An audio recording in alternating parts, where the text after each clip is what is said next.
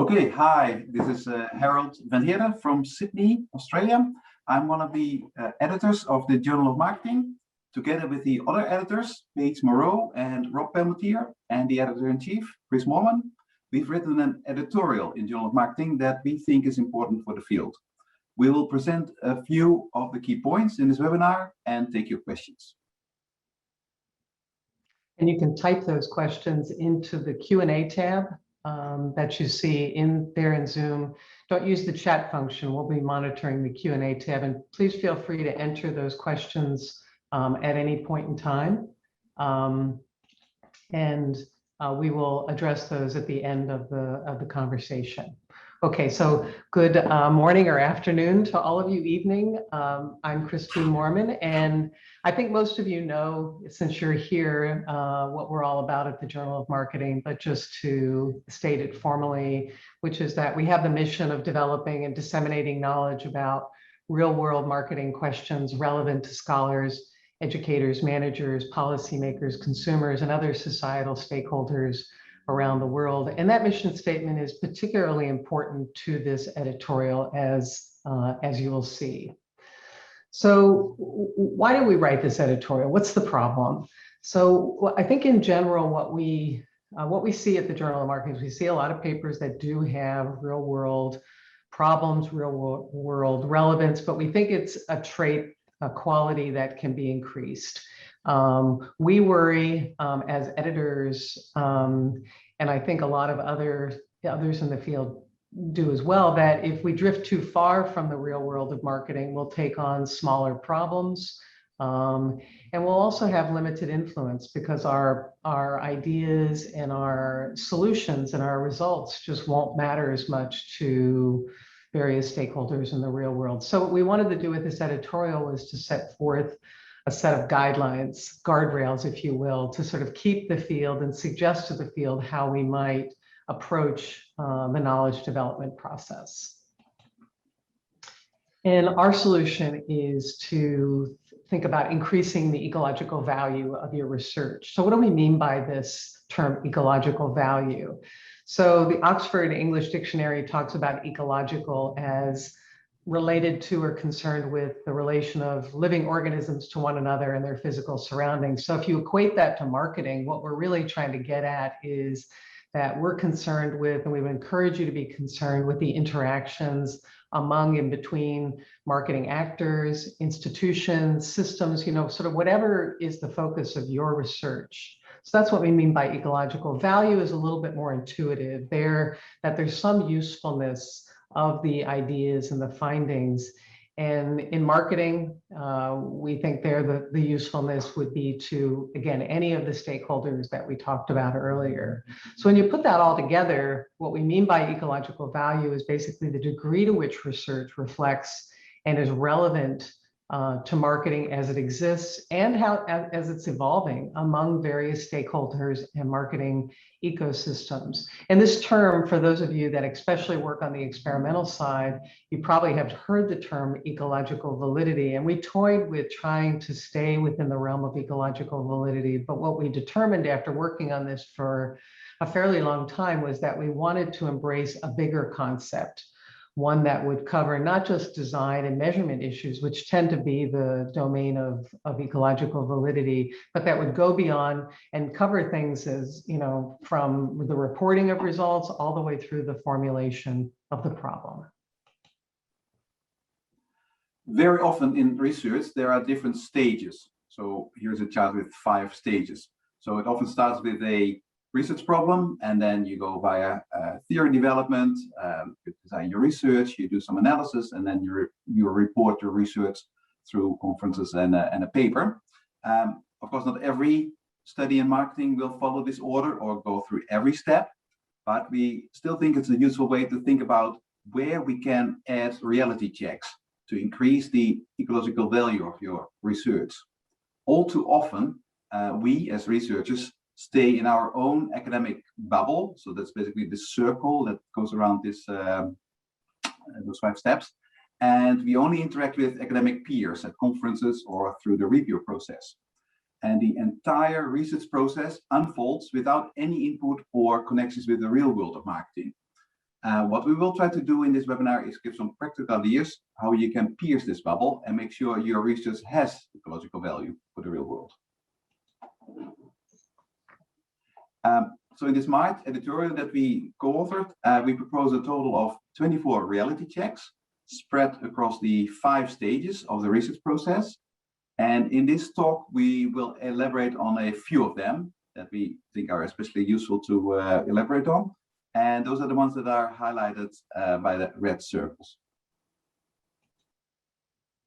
So the first area that we want to talk about is bringing ecological value to the research problem. And in my own view, this is probably the most important place to make sure that you have some connection to the real world, because it will then really permeate every other step in the process. So let's take you through a couple of the points that we make in the editorial on this topic. So what we'll do is we'll ask a series of questions, and then you'll see, we'll document sort of what we tend to see, and then what we would encourage you to try to do instead. So when you think about the research problem, one of the questions to ask yourself is, have you really engaged with the real world of marketing? Not just the literature. Have you really gone out and steeped yourself in what's going on in the real world when you're looking for new ideas? So what we tend to see people setting up their papers with regard to the literature. X has said this, Y has said this, I'm going to say this instead, or I'm going to connect what X and Y has said. What we really would like to encourage you to do is to instead really steep yourself in the real world. You know, and that can take a variety of forms. In the editorial, we discuss a variety of different ways where you can look, how you can identify an opportunity. And a lot of those suggestions have to do with really engaging deeply with what's going on out there. Read about what's going on, do interviews, talk to people. And people, the consumers, policymakers, whoever you're talking to, critics of marketing, they're not going to hand you a research problem, but what they will do is they'll tell you what they think. And so you should look to see what they're saying, but also what they're not saying, look for contradictions. But the point is, and Kate Lamberton, who gave us comments on this editorial, she talked about, really, really listen and to what they're saying, and try to dispel your own kind of a priori theory about what's going on. So, really do this when you're starting the process. And just as an example of a set of papers that did start with real world problems that you might have seen, which are the set of papers that we published in the JM MSI special issue. These started with marketing priorities that MSI, through a process that they engage in every couple of years, says, they work with academics and practitioners to define, what are the most difficult marketing challenges. So these challenges were given to a bunch of scholars that were part of the MSI 2018 class of these new scholars, and they wrote papers kind of getting into the details of what those problems are. So this is a great example of starting with the real world. And we believe it's very important that from inception, from the moment you start and think about your research, that you have a target marketing stakeholder in mind for whom you're actually doing this research. So the idea is that there must be somebody in the real world, a consumer, a firm, a manager, a policymaker, or maybe a marketing critic, for whom this research is going to have relevance. And while you're developing your research and your design, this stakeholder is very important to keep in mind to make sure that your research really adds insight and knowledge to the stakeholder.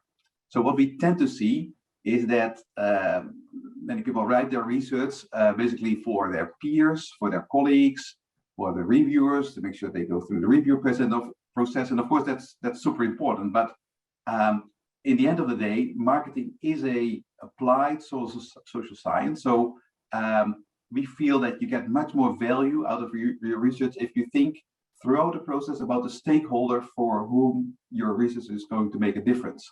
So that can be any of the the set that mentioned here, policymakers, non-profits, marketers, consumers, society, or any other stakeholder that might have an interest in your research. And if you basically try to write your research so that it becomes informative for that stakeholder, and of course, on the way, you also tick all the boxes in terms of academic rigor, etc., then very often you're in a good position to write research that has real impact.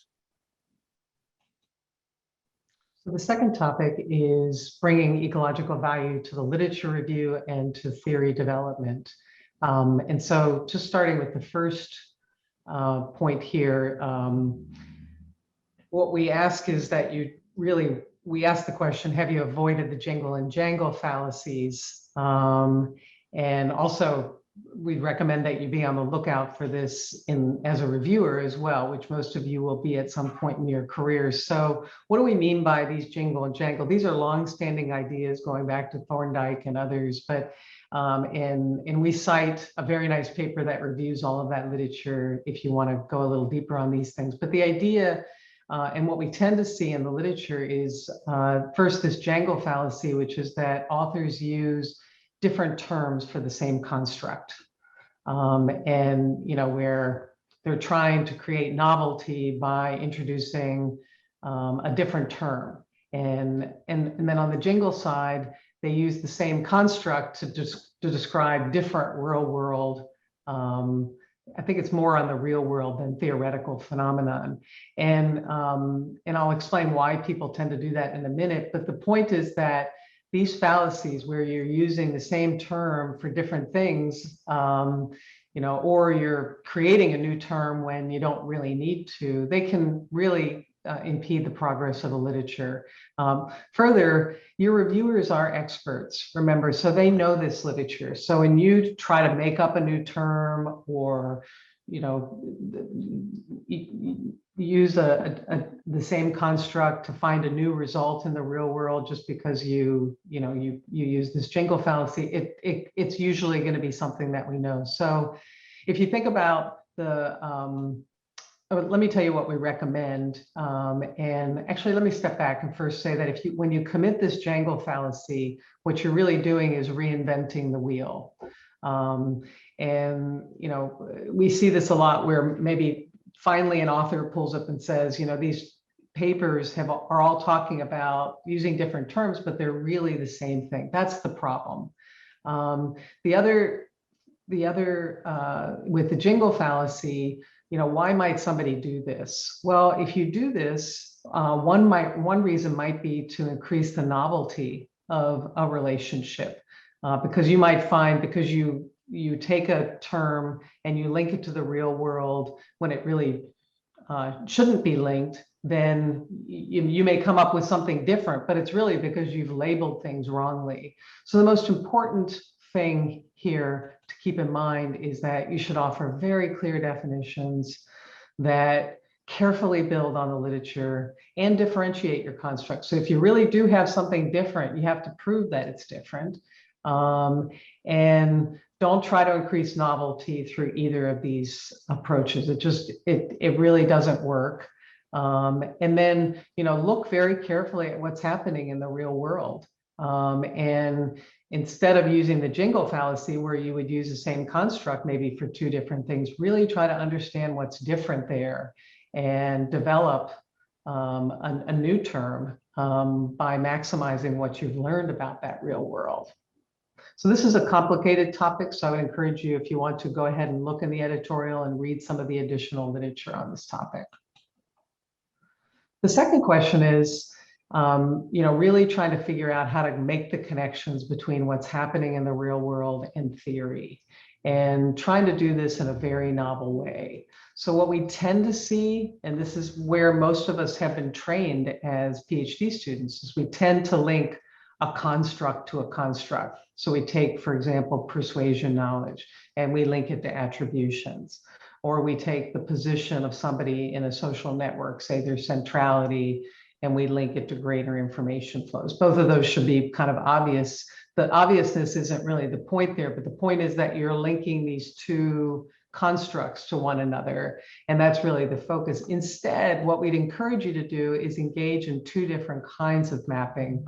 One is to go from a construct to a phenomenon, something that's happening in the real world, or to go from a phenomenon up to a construct.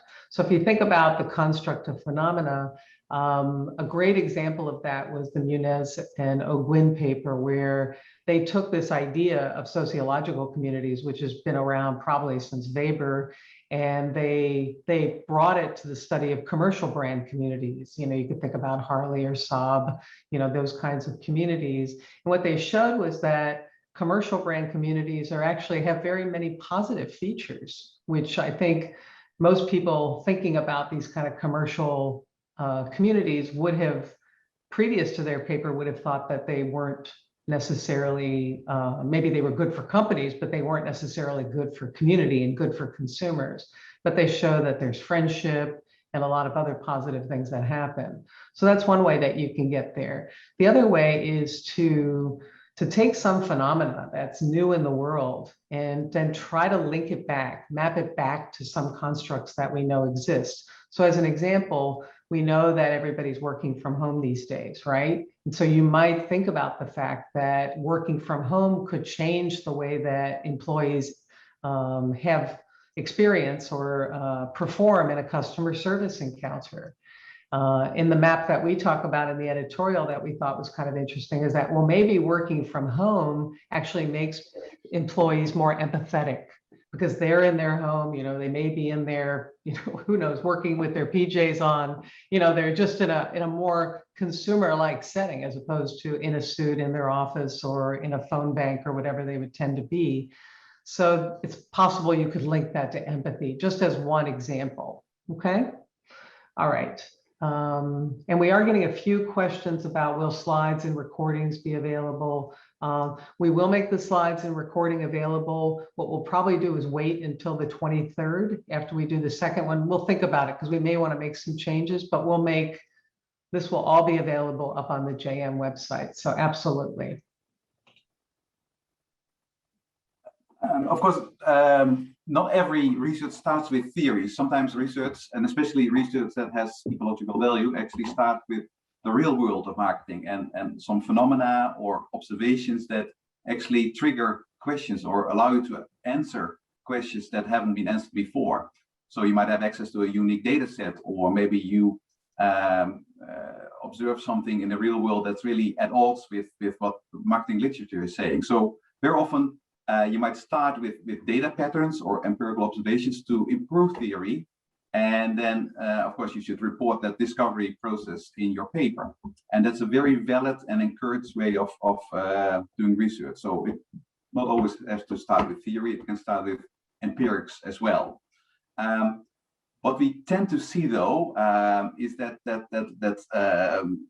or at least what we suspect, is that people have first run analysis and seen things in the real world, and then retrospectively fit a theory to that, and then write it up as theory they had up front, and then followed by empirics.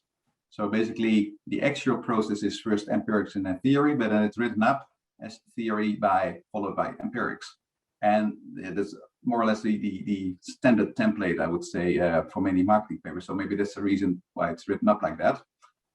What we recommend, though, is that if you truly discovered your findings and maybe some tentative theory through empirics first, then actually your paper should be written as such as well. So you should just write the way your research unfolded. So you first saw something interesting in the data, and then you propose some tentative theory. And we believe that's a more truthful and more valuable way of reporting on this research, because that's how it's unfolded. And we strongly encourage you to do that. So the third topic is bringing ecological value to the research design. And this is also something that the Morales et al. JCR paper, for those of you that are behavioral researchers, they went really deep into this. So what we tried to do in our editorial was not cover the same territory that they had covered, but to try to extend it in important ways. So one of the first questions that we'd like you to ask yourself is, are your dependent variables meaningful to your marketing stakeholder? And this is why starting with the stakeholder is so important, because you know what is relevant to them, and you can then drive the research in that direction. So what we tend to see is, and this is a little less so these days, where people are focused on intentions or they're focused on early stages in the funnel. What we really would like to see, and this, again, it depends on the particular nature of the work, but anything where you can get closer to outcomes that really would be important to the stakeholder. And that might be, like in the Chen et al. Paper that we've published, that might be saving lives. It could be for other strategy research, it might be performing, increasing profits. For research on the consumer journey, it might be looking at later stages of the funnel. So it doesn't, the specifics are not important, but the key thing here is that you really do have a sense of what's important and you build your research around those outcomes. The second, yeah, and that's what I said earlier about knowing the stakeholder. All right. So another important check is to make sure that your setting and stimuli capture important real-world qualities. So what we tend to see is, so here's an example, sometimes online lab studies that present rather hypothetical scenarios and then measure purchase intentions. While this is sometimes the only choice you might have, we argue that if you can, we would like you to strive to capture important real-world qualities that occur in the environment where the consumer or decision maker is actually taking their decisions, and that might actually be important for your effects. So what we would like to see and what we recommend, if you can run your study, for example, in an actual coffee shop with an incentive-aligned experiment. So, for example, a consumer has a real choice between either taking a cup of coffee or getting money. When you're doing that, you may actually discover important contextual factors that need to be controlled for. Or you could actually find interesting factors that might be interesting to study in their own right. So we highly encourage to include at least one or more of these studies if you can in your paper to increase the realism of your stimuli. We do note, one caveat is that it's not always feasible to run studies in the field. So if you have a big strategic decision or question around, let's say, the usefulness or the value of a chief marketing officer, CMO, then of course you can't ask firms to hire or fire CMO. So of course that's some things are not feasible to run as a field experiment. But in general, if you can study things in the field with real consumers, real settings, and all the noise that comes from the background, we recommend you to do so, because it really adds to the ecological value of your paper. Mm-hmm. And increases confidence and that the findings will really hold up, And one thing that we talk a lot about at the Journal of Marketing is, can your independent or moderator, which is a form of independent variable, be controlled or managed around by your marketing stakeholder? This is important. What we tend to see, or what doesn't adhere to this question, is people, when they're focused on individual differences or industry factors that are difficult to control, or they're focused on non-marketing relevant variables. Now, sometimes individual differences can be used in a kind of a moderation of process approach to signal mechanism. But if it's just a matter of, people with a need for control behave this way versus that way, unless the marketer can really identify who those people are, which they might, which would allow them then to segment or target. Same thing with industry factors. If you can manage around those things to say, I would send my new products into this market versus that market. But remember, those are also, really big, especially with the industry factors. Those are that's going to limit the usefulness of your findings. So what we'd encourage you to do is to look for a high actionability quotient. Meaning that the stakeholder can do something with what you've told them. So that's another reason why it's important to think through what that stakeholder might value. Because if you can give them a lever that they can pull, then that might be really helpful. So, for example, contrast CMO political affiliation, which you might study in a paper, which is not something that probably a board isn't going to. I think most companies, a board isn't going to, hire somebody on the basis of political affiliation, versus, say, company lobbying expenditures, which would be something that, if you were a policymaker, you could actually observe, and then you could develop regulations or policies to maybe curb those lobbying expenditures, for example. You can also look for marketing relevant variables that can be acted on very directly. So in a paper that we published with Joanne Peck and her colleagues on psychological ownership and sustainability activities, they made these very simple changes to signs in these real nice field experiments, welcome to the park versus welcome to your park. They see people pick up much more trash in the park. And they do this in a variety of different ways throughout the study. So I think that's what we're talking about, looking for that. Keep that word in mind, high actionability quotient. I think that will guide you pretty nicely here. So far we've argued you can bring ecological value in your research problem, in your theory development, and in your research design. We also believe that once you get to the analysis stage, so in case you've got empirical data, there is also ways to enhance ecological value. And one important way is actually that you establish that your core findings or your core ideas are visible in model-free evidence. So what we tend to see, and actually I'm copying a couple of formulas that I've used myself in my own papers, is that papers or research in general jumps quite quickly to highly advanced models with a lot of terms and a lot of estimation challenges and whatever. And of course, it's important that eventually you get there and you make sure that everything is sound. But what we recommend to do, and also to show to your reader, is visual or otherwise maybe in the form of a table, information that shows that what you're trying to find or establish is already visible in the raw data. So here's an example from a recent JM paper by Jean Luo and colleagues. And it's about sharing economy platform, where at some point in time they introduced platform insurance, so that buyers at some form of a warranty that in case something is wrong, they would get their money back. And then looked at how that affected sales at that platform. And there was a natural experiment where part of the providers got it and part of the providers didn't get the insurance. And we can see this very interesting lift in sales for those providers that got the insurance. And a picture like this, I think, tells more than 1,000 words or 10 equations.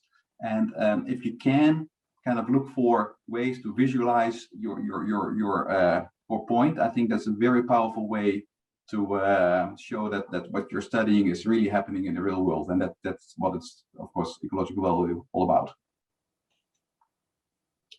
Another thing is that we sometimes see in papers, and that's maybe mostly empirical papers with data, is that authors drip feed models. So they very slowly add important control variables, and on almost the last page of the paper they add some Heckman correction term for some selection effect, and they present it as some sort of a robustness check. So this kind of drip feeding leads to papers that look a bit like this car on the left, like a patchwork, something that is really not that clear, like what's the real final model we should trust. And while we, of course, think it's good to show robustness across specifications, at some point you do have to make a choice and say, okay, this is probably the most complete model and the best model. So what we recommend is this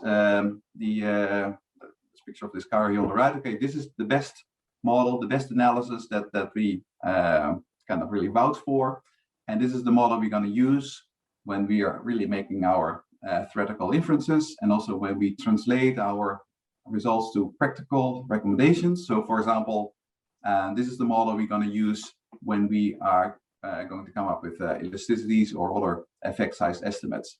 So our advice is not to do this drip feeding, but at some point take a stance and okay, so this is the main analysis we're going to focus on.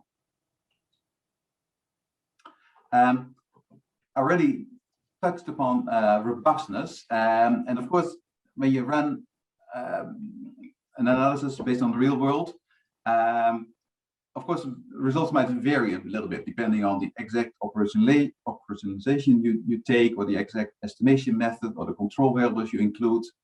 And what we would like to recommend is to ask you is do your robustness checks really offer a transparent representation of the sensitivity of your focal findings to the choices you made in the research process? And what we tend to see is very slick and streamlined papers where there might be like 4 hypotheses and maybe 3 robustness checks, and no matter what robustness check is conducted, all hypotheses are supported all the time. So check marks everywhere.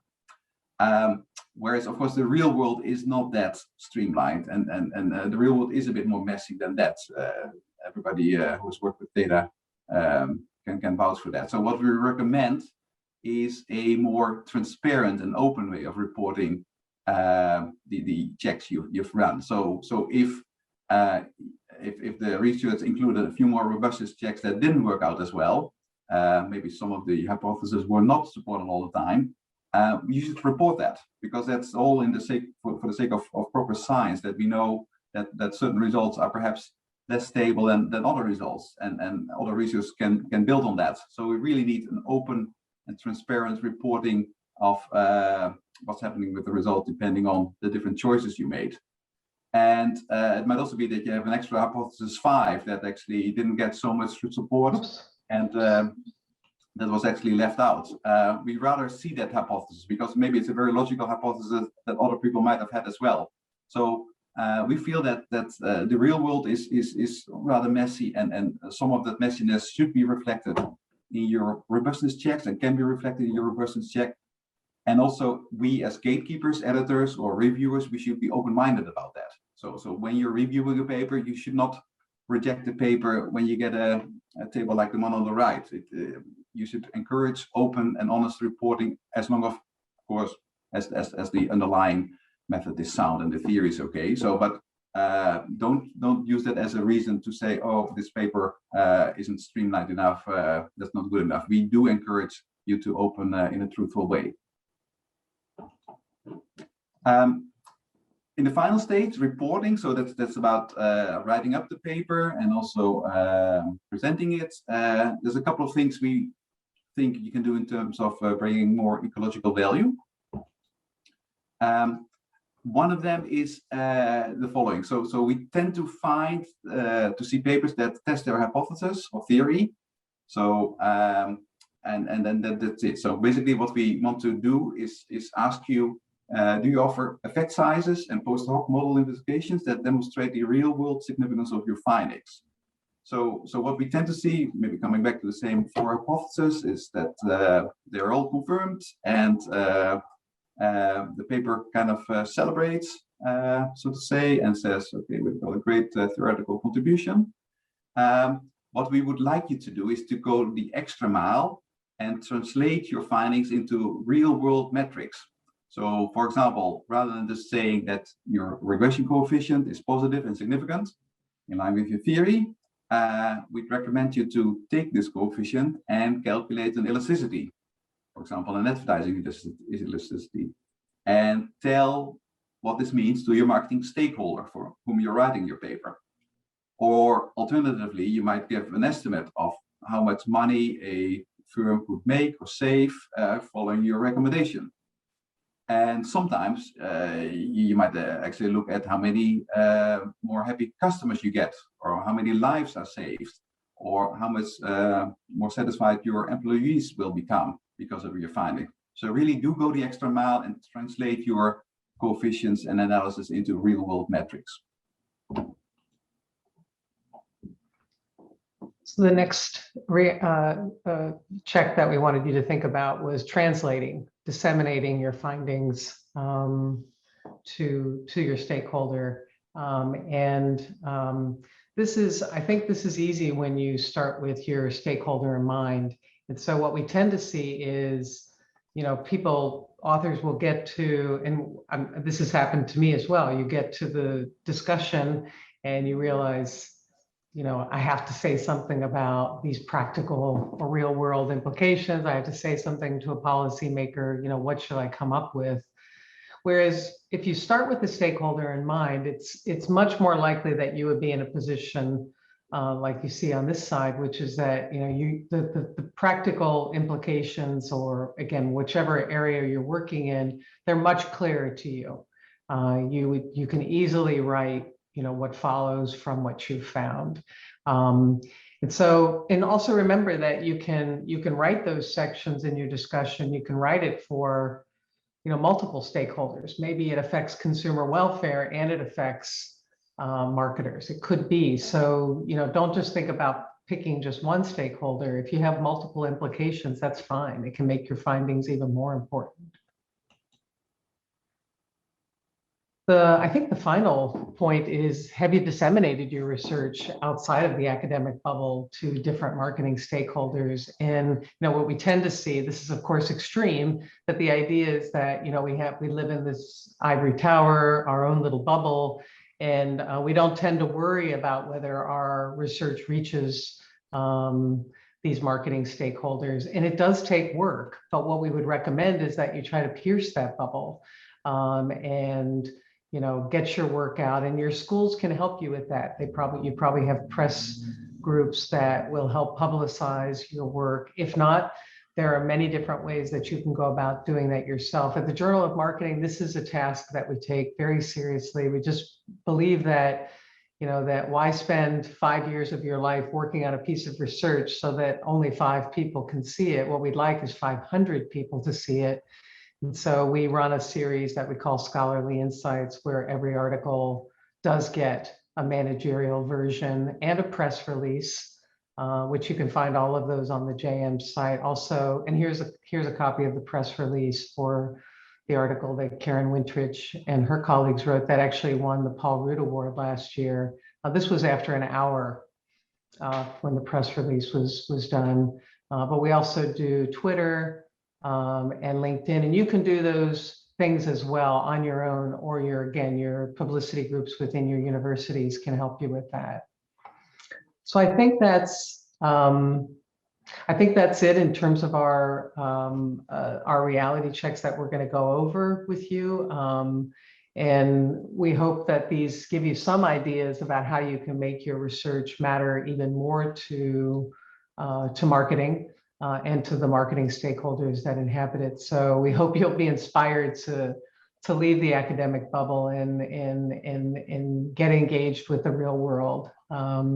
We think it will benefit your career, and we think it will benefit the field as well. So why don't we, and that's really what we're all about at the Journal of Marketing. So let's go ahead and take our questions now.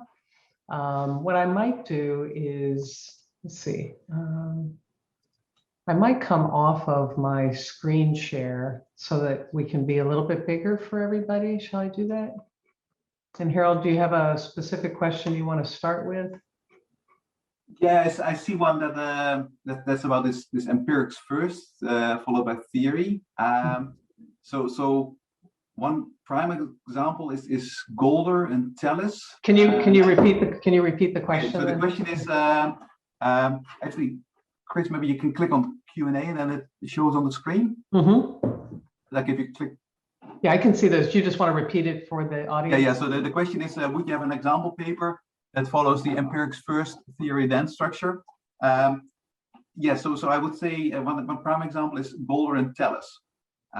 So they, 1993, I think, they really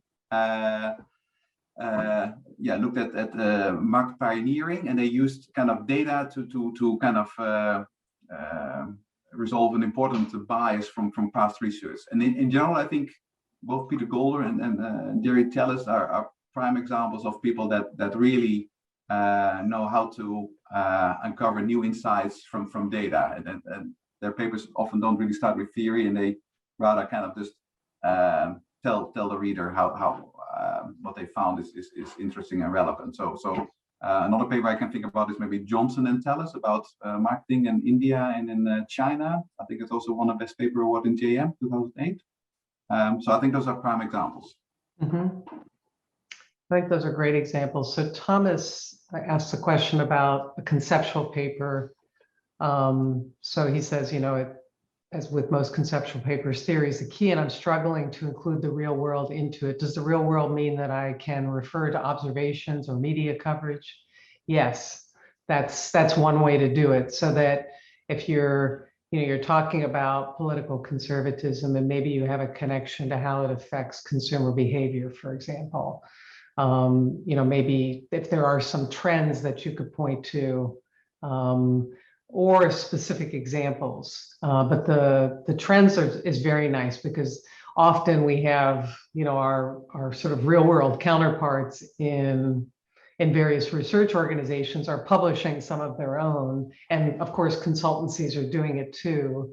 And then there may be things that are in the popular press, like in the New York Times, or people are talking about these things, and they're making casual references to these things, but you can kind of look across those and reference those in your arguments. What it does is it takes you from just being in the realm of the theory to nesting the theory into some kind of reality that, first of all, it will make you more credible, because hopefully these examples will align with what you're thinking about. And in fact, in the Pagoda Warren et al. Paper, the one on corporate political activism, they run the Delta example as one example throughout their whole paper, that Delta took a stand. I think it was on gun control, and they use a bunch of other examples in the paper too. And what those examples do is they make it more interesting to read. They also make it more relevant. So I would say that's definitely one way that you can do it. I see two more questions around empirics first. So someone is by Thomas Swanton. So on the point of using data patterns to improve theory, empirics followed by theory. In practice, would you be expecting introduction section to be shorter and the discussion section to be longer? Yes, so those papers will typically look quite different from a theory first paper. So maybe the introduction is equally long, but I would say in an empirics first paper, you quickly go maybe in section 2 or something to the phenomenon and maybe the data or the initial hunch that you had, and then as you write, you might actually bring in some theory later on, and maybe your paper might end with maybe some propositions, or sometimes those papers don't even aim to have theory. They just want to document, let's say, what's going on in the real world, and they might have such a big data set that they can find some empirical generalization. So those papers will look quite different. And again, I would refer to those papers by Golder and Tellis to see some examples. Then another question is around if you're a novice researcher. So that's a question by Khaled Ahmed, whether only experienced researchers should do empirics first, rather than maybe novice doctoral students. Yeah, so I think, of course, most of us are trained in theory first, and that's also maybe the predominant format that papers are written in and published in. So in a way, that's the easier template to follow, maybe as a novice student, and maybe that's maybe an advice to. Of course, you need to know the basics. You need to know how to develop theory or come up with constructs and run a design to test your theory. On the other hand, some people's brains are wired a bit differently. I must say, for myself personally, I'm more of an empirics person. So I rather kind of see something in data and kind of find something interesting there. And I think if you are able to do that and document something very interesting that maybe goes against the grain, or kind of you kind of see some contradiction to what people have claimed, I think that's often kind of a nice way to start a paper. And of course, you can then in your paper kind of find explanations, and maybe you run some more classical studies to rule in or rule out those explanations. So I think it's not necessarily the case that only experienced researchers do empirics first. So Frank has a question specifically about individual differences. So he's asking if you can find that individual differences can be operationalized through unstructured text that companies would already have access to, would that alleviate your concerns regarding individual differences? Yes. So if you can somehow show that the individual difference can be easily identified, and then used as the basis for, could be anything, for new products, for targeting, and there are a variety of ways that can happen. So absolutely, that's a great example. It's just that in many other cases, it's something that, it's not something consumers are going to walk around revealing very easily, but it could very much be revealed in what they say or what they write. So I think it's a really good point. I see a question from Encore about what are the kind of, so while one would strive to keep all the stages of ecological realism, at a high level, what's the must-have, good to have?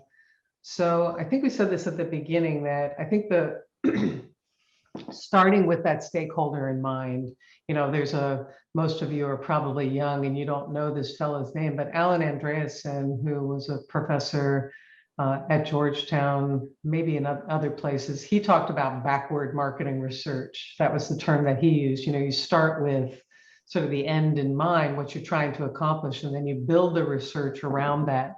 That's kind of the intuition behind starting with the stakeholder, that, when you go and you spend time with the stakeholder and read, the things that they're writing or things that others have written about them, you start to enter their world in a way where you can see what their frustrations are.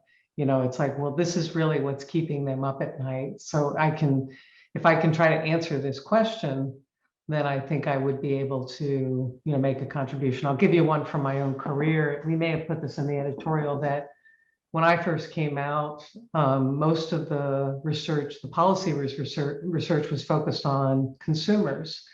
And I thought that was great. And my dissertation was about consumers' response to policy. But as I worked more and more in that area, I realized that people were talking about firm responses to policy, but we really didn't have much in the area of good research and marketing on that topic. So that's what I decided, that was the perspective I decided to adopt, and then spent time really trying to understand what those policymakers' questions were, like, would the policy lead to more concentration? Or would there be a trade-off between what was good for the company and good for consumers? Whatever those problems happen to be. But the point is to kind of get into their world. So I would say that's probably the key. And if you start the research process with a stakeholder in mind and with the real world in mind, it's just so much easier to keep coming back to that as your touchstone. And you'll have to make some compromises as you go through the process, but you'll have that as your framework. And I think that will help anchor you in a very productive way. I see a couple of questions about drip feeding. So I'll take those. So one of them is by Xiao Zhang. Of course, like sometimes regarding the point of drip feeding, sometimes this could be the result of the reviewing process of a paper, as reviewers may ask for increasingly complex additions and checks of a model that might get further away from the main points. Is it possible to have mechanisms that address this? Okay, yeah, that's very recognizable. That's something I've also experienced myself as an author. So, of course, that might happen, and you might, for example, have to add, let's say, fixed effects or some Heckman correction term, or maybe account for heterogeneity, or do something with the error term. And of course, as you go, you improve your model.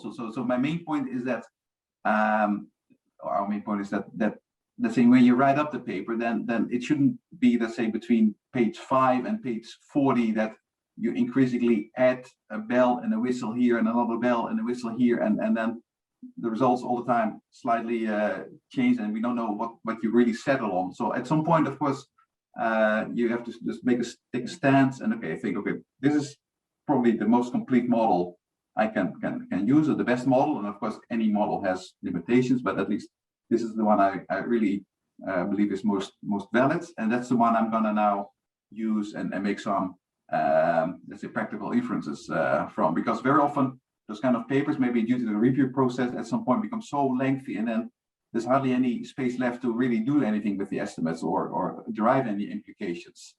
So we rather have that at some point you take a stance, and any other detail can go into a web appendix. So in terms of mechanisms, that if I would be an editor for such a paper, that would be my recommendation. Okay, just settle on something, and all the intermediate steps that are a bit too detailed go into a web appendix. So Elena, yeah. Well, I think Elena has a good question here about, how do you get started in this kind of non-academic dissemination world? I saw Koen Pals was on, and I think I'll use him as an example because, he does a lot of, when he publishes a paper, he'll use LinkedIn and Twitter, which to be honest, LinkedIn, these tools, we use them also, and you reach a lot of people with your ideas, even through just the summaries that you can put there. But then there's also places where you can pick publications that are, not at all academic, and there are different, like I think Koen, you published one recently in a non academic outlet. You can send your work even to HBR, maybe not the magazine. I do some stuff online with them, and we've had a lot of success with our authors getting their work published in HBR. But I would say to start small, start by just writing summaries for LinkedIn and Twitter, and point back to your paper. The key thing there is you have to write it in a way where you really do focus on the value to that stakeholder. So if you're trying to talk to marketing managers, for example, like what is it that they would find value? You don't want to use terms like moderator and mediator. You can tell the same story without using those terms. You don't want statistics to be in those studies. You just want broad summary of your findings. And you can look at the places where you see some Journal of Marketing papers published that are summaries published that are non-academic in nature, and I think you'll get some additional examples there.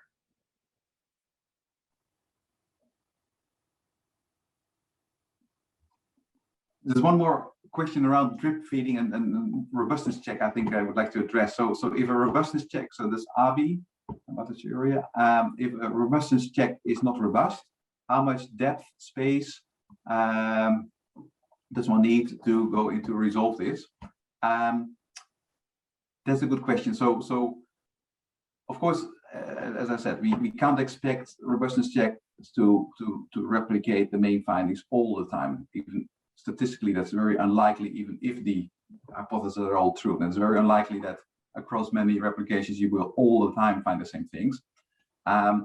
So very often, let's say if you for example asked to, for example, take a completely different dependent variable, let's say a different performance metric that is quite different from your focal one, then maybe some of the results don't hold. And then yeah, you might try to offer an explanation. Let's say maybe your variable is not as important for that performance metric. Or in other cases, you might have to look, let's say, at the subset, and then maybe your statistical power goes really down, and as a result, you can expect fewer significant effects. But at least maybe directionally, hopefully, your coefficient is still in the same direction. So yeah, it's a bit of a kind of a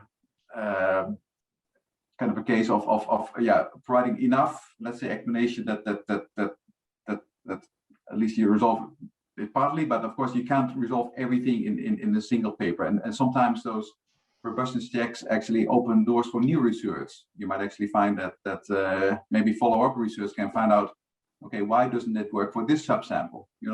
That's a very useful way for research to kind of keep on inspiring new research. Mm-hmm. So there was another, Nadia asked a question about adjustment in reviewers or other editorial team perceptions of what types of data is deemed ecologically valid, for example, in behavioral work, in view of the limitations on researchers' ability to collect field and real behavior during the pandemic. So I think we have seen some adjustments to this, usually for papers that are, late in the process, and maybe, whereas in a typical review process, if you're in the final stage and maybe somebody would typically ask for maybe another field experiment, maybe in the last year that hasn't happened as much because people have been more sympathetic to the fact that it's difficult to do it. But then also we've seen people get very clever using websites, for example, to get something that's pretty close to the real world. Now that's easier if that works with your study. If you're having people eat food, it doesn't really work. But if it works and people are buying things or looking at things, then that could work really well. So, but I think we have seen some, it seems like they're over the threshold, instead of insisting on that final study, there would be some understanding that maybe another lab study would be fine. There is a question, Manu has a question about how do you know if there's a good fit for your paper at a journal? So as an editorial policy, we decided early on that we couldn't give authors that kind of feedback. We do it for our special issues where there's a little bit more uncertainty perhaps about fit, but for normal submissions, it's just not possible because we get so many inquiries, and last year we had 733 papers submitted. So we just had to draw a line. So I think the best way to see about fit is first look at the editorial statements that the editors write. Second, look at what they publish, because that's probably the best indication. And look also, especially if the team has transitioned maybe to a new team, look at the material that's more recent. Don't go way back in time, like look at the last couple of years, just because that will be much more telling in terms of fit, that you can, in a sense of fit. You also ask a colleague, I would say, like if you have a seasoned colleague who knows what could be suitable, they might also give some feedback and might suggest the best fitting journal. Mm-hmm. And Mark has a great suggestion. Thanks, Mark, about using videos and things like that. Vlogs. I don't know what a vlog is, but the idea here is to use all of the media. And I see people doing, I think, in fact, Harald, you had a very nice, Hannes, your co-author, Hannes Data, did a very nice little short video where it was animated, kind of telling the story of the research. I think Karen did that as well. So I think there are so many different tools out there that you can hire people very easily to get these kinds of things made, so much more easily than you could before. So I think I'll, unless you have something else, Harald, I'll go ahead and close us. Yeah, I think we addressed almost everything. Mm-hmm.